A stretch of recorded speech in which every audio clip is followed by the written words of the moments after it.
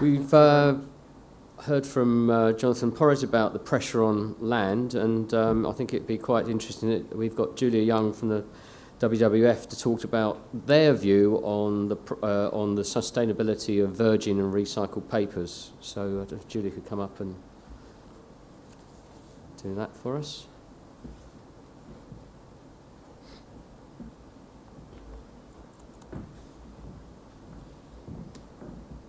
Are you happy just to go from that?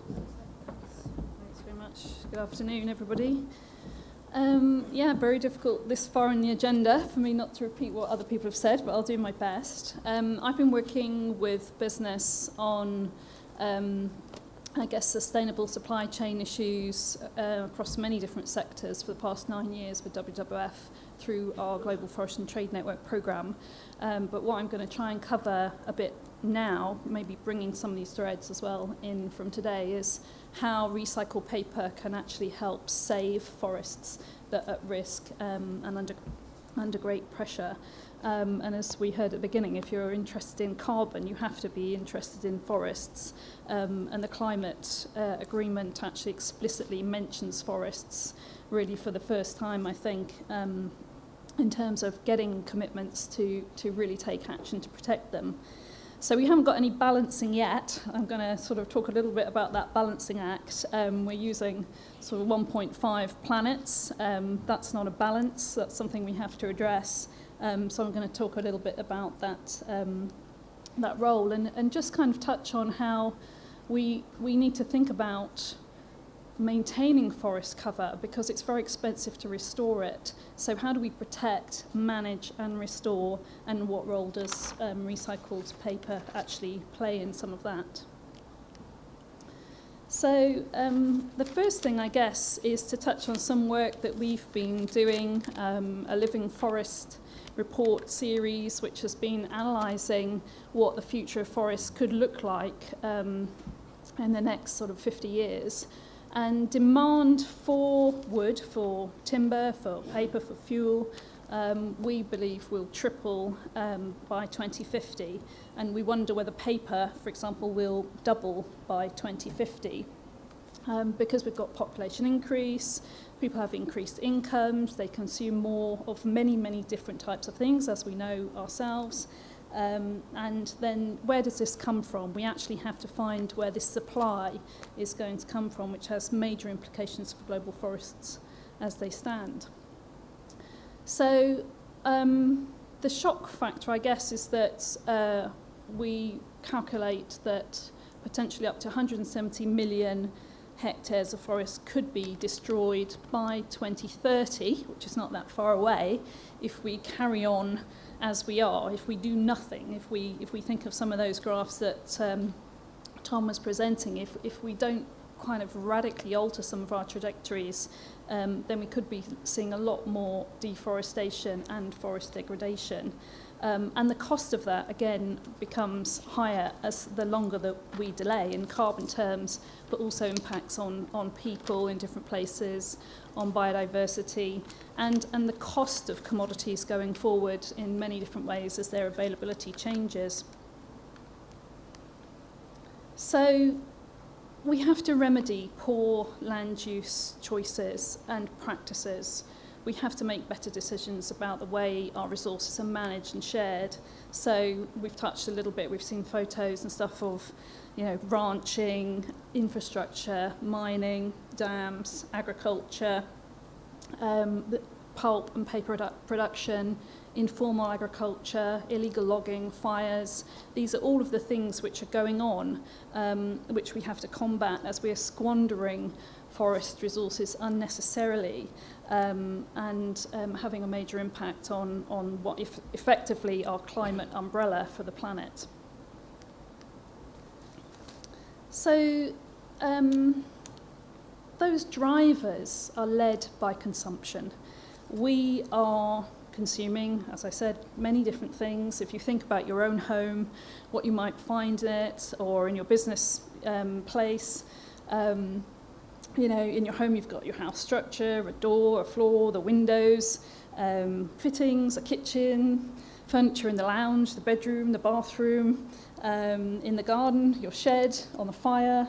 You have got food containers, packaging, clothing, hygiene products, magazines. So we've got books, notebooks, printer paper, journals, cards you send to friends and family. It's massive. So we are consuming those things day to day, and there are people who are going to be consuming more of those things as well, as our population changes its consumption patterns globally. So at the minute, Europe and North America consume a disproportionate share of global paper resources. So 10% of the world's population is consuming over 50% of the paper that is produced. Now, these are EPN figures from 2011, so I'm just using them to give you an idea of the kilograms per person that are estimated by EPN in that work for different places. So, you know, we really have significantly higher consumption than people in China, in India. And this really sort of brings a lot of questions about not only are we trying to balance impact in terms of carbon emissions and what changes those might make to our future, but what about people's, you know, education, people's hygiene? Those are things which are also affected by consumption, and we have to kind of rebalance our consumption to enable other people to consume their fair share. So we know that at the moment we have an inequitable and frequently very wasteful scenario for the resources that we take in the paper sector, which can be addressed. It's not an insurmountable problem, but it is a big challenge, and it does mean that lots of people have to be motivated to innovate, find new ways, but also influence policy and governance decisions that incentivize different behaviours, whether on an individual or on a business basis. And I think the important thing is this is not about us just consuming as normal, carrying on, and then making adjustments somewhere else which keep enabling us to keep consuming as much as we are already. This is about making behaviour changes and reducing how much we consume.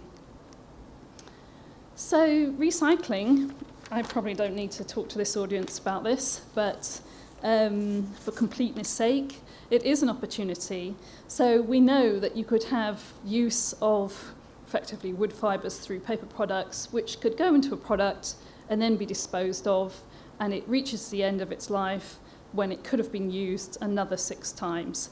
So that is something which obviously we don't want to be happening. We want to see that wood fibre, which is a very effective and versatile resource, is being used comprehensively through its lives to help us get the benefit from lots of different products, rather than really sort of thoughtless use or inconsiderate use, if we're talking about equity, where we're just using and wasting, which needs to be stopped.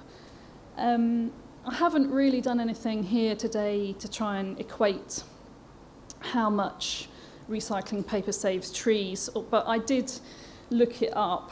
So this is a caveat that this is a Wikipedia fact, and I'm not going to go into all the details of it, but the headline was that each tonne of recycled paper can save 17 trees, but also energy, landfill space and water. So there are other resource issues, and I know we could debate the ins and outs of that, but I'm not the expert, so I'm not going to do that. So, but it is going to contribute to saving actual physical resources.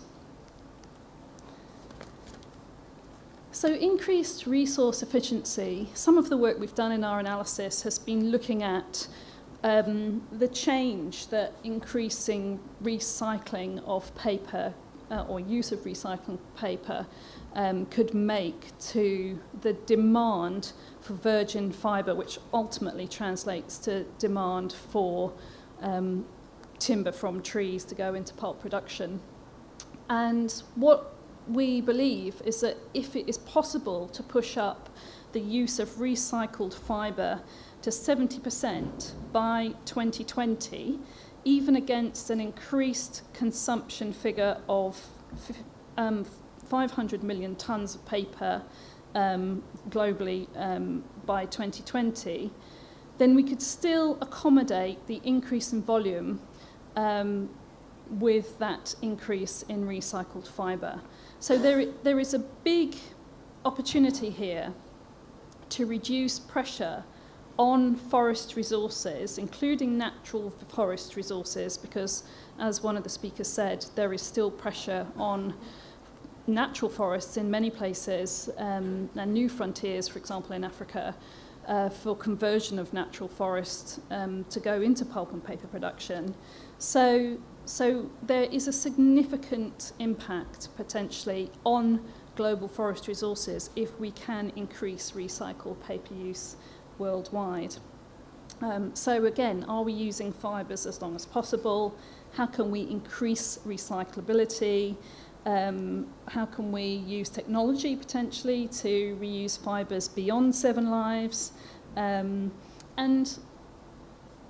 obviously there are going to be some countries where we're going to have to prioritise work on some of these. So, for example, countries where we've got high per capita consumption and significant overall consumption rates of paper, like the US, Japan, Canada, Germany, the UK, France, Italy, Netherlands, Spain, and other places where there's high overall use and significant growth rate, but not at the minute a very high per capita rates, such as China and Poland, and increased recovery work. So places for us which are priority are places like China, Poland, India, Brazil, and Russia, where those recovery rates could go up dramatically in the next, couple of decades, and will play a big role in tackling the flow of fibre and the demand on fibre from natural forests.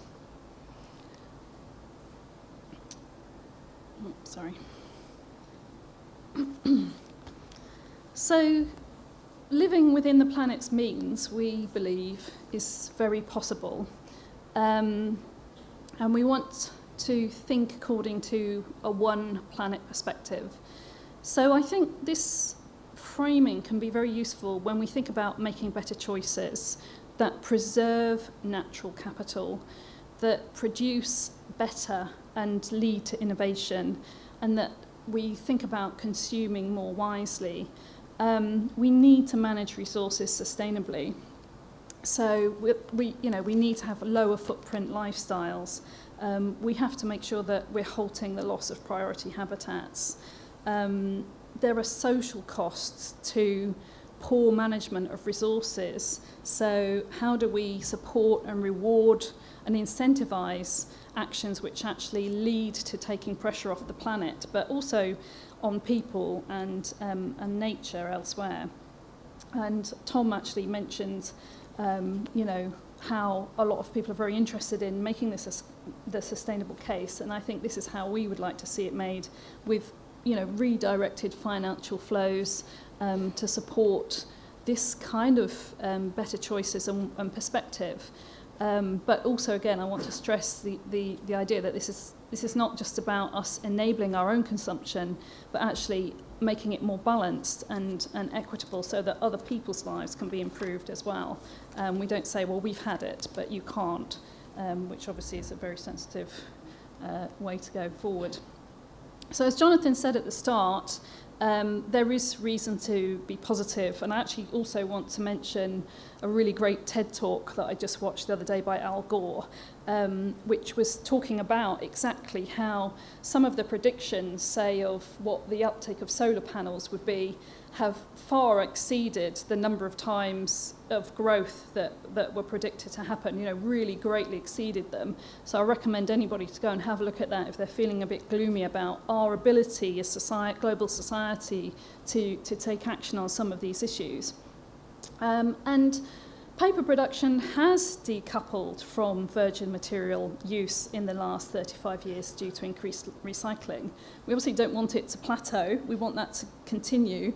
WWF does a lot of work, for example, lobbying government, like in the UK. Some people might have seen a report we did looking at whether the UK government was meeting its own timber procurement policy, and that includes, for example, commitments to making sure it's it's using sustainable materials, and that includes recycled paper, for example. You know, are we supporting this better vision for the future? And we are signed up, WWF, to the NGO Global Paper Vision, which says that we should eliminate waste and overconsumption, maximise the use of recycled content, and that pulp and paper can be part of the solution for forests and climate change. And I think it's really important for companies to think about, well, we hear a lot about deforestation-free commitments, and you might think that's got nothing to do with the recycled market, but it does, because recycled content can take pressure off global forests and effectively help people deliver against deforestation-free. So if you've got clients that have made deforestation-free commitments, you might want to include the use of recycled paper in that story. So what future can and should we expect for forests? This is a couple of diagrams from our living forests analysis, where if we carry on as we are, we will see these intact forest landscapes with all the benefits they bring to us for climate stability, for biodiversity, for people's livelihoods, for water, for social stability, basically degrading, carrying on being degraded. And we don't know what kind of future that will bring, but what we do know is that it's possible to make better land use choices, have better agricultural and forestry and social and urban mosaics, which can help us lead a more balanced life. And that's what we want to try to get reversed by making better choices through the market. So I'm just going to wrap up quickly, plugging a bit of some of WWF's work on behalf of my colleagues who lead the pulp and paper strategy. My colleagues Emmanuel Neeremand, who some of you probably have dealt with, and Helma Brandenmeier. And we have, for example, a Check Your Paper tool, which enables anybody really to look up good papers. And that's based on lots of different criteria, but includes rating highly on what kind of fibre has been used, and recycled fibre obviously scores highly on that. And an environmental paper company index, which looks at progress of producing companies' overall environmental performance in terms of governance, policy, emissions reduction, responsible sourcing, and so on. So quite a lot of tools which are online. If you haven't seen them already, it's probably worth having a look. We do actually have a series of paper awards coming up at the end of the year, which nominations are open for, I think, until September. But all of this is on our panda.org websites if you want any more information. And people can self-check papers. How well are you doing? You don't have to publish the results, but find out, are you contributing to a more positive agenda? So I'm going to finish there, probably blissfully quick, but that was easier after the previous speakers. This isn't just a WWF story, it's not just my story, even though I've been working on forest trade for a long time. What we really want people to do is to make this your story, leveraging the people that you engage with and promoting the fact that you can make a big difference by those specific paper choices, and that you are contributing to a better future, a more climate balanced, carbon balanced future in a much broader sense. So, anybody is welcome to have any of the pictures or slides that WWF uses on this stuff to tell that story to customers and potential clients, in the hope that we will make better choices and get back to a one planet future. So thank you very much.